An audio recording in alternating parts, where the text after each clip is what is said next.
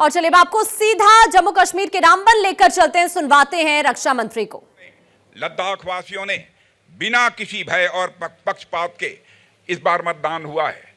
पहली बार लोगों ने महसूस किया होगा कि बिना भय और बिना पक्षपात के कैसे चुनाव होते हैं, और इसे पूरे भारत नहीं बल्कि पूरी दुनिया ने देखा है।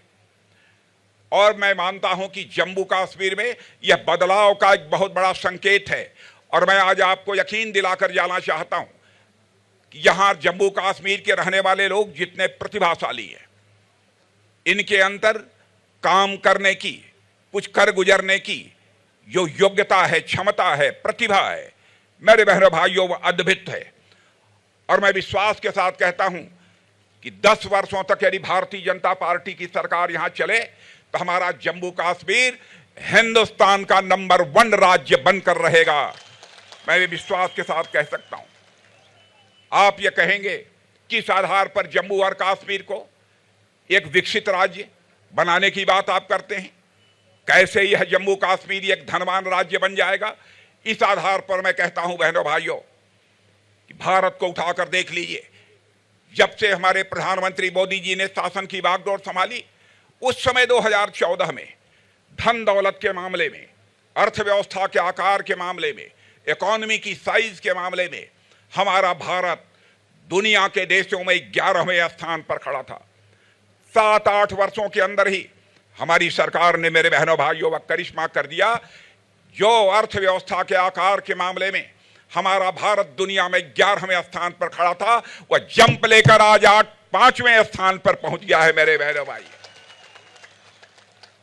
मैं नहीं कह रहा हूं, दुनिया के बड़े बड़े अर्थशास्त्री, दुनिया की बड़ी बड़ी फाइनेंशियल फर्म्स अब इस बात का दावा कर रही हैं कि भारत जितनी तेजी के साथ आगे बढ़ रहा है, इस सच्चाई को नकारा नहीं जा सकता है कि आज के केवल 2.5-3 वर्षों के बाद, यानी 2027 आते आते हमारा भारत अर्थव्यवस्था के आकार के मामले में, इकोनॉमी की साइज के मामले में दुनिया के देशों में 3रे स्थान पर आकर खड़ा हो जाएगा।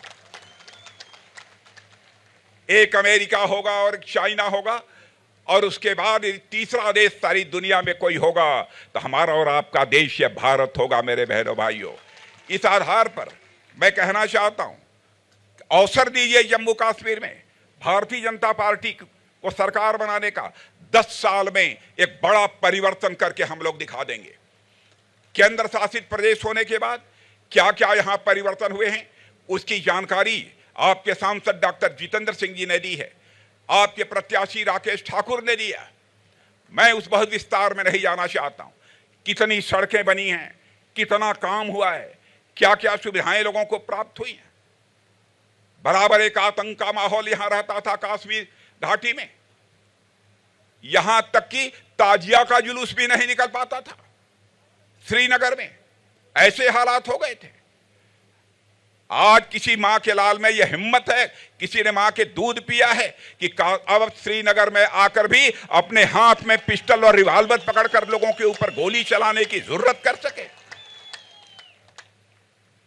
बहनों भाइयों, सरकार चलाने के लिए, प्रदेश और देश बनाने के लिए जहां कौशल की जरूरत होती है, स्किल की जरूरत होती है, दिल के तड़पन की जरूरत होती है, वहीं पर मजबूत कलेजे वाला भी प्रधानमंत्री और मुख्यमंत्री चाहिए। तभी किसी राज्य और देश का विकास हो सकता है।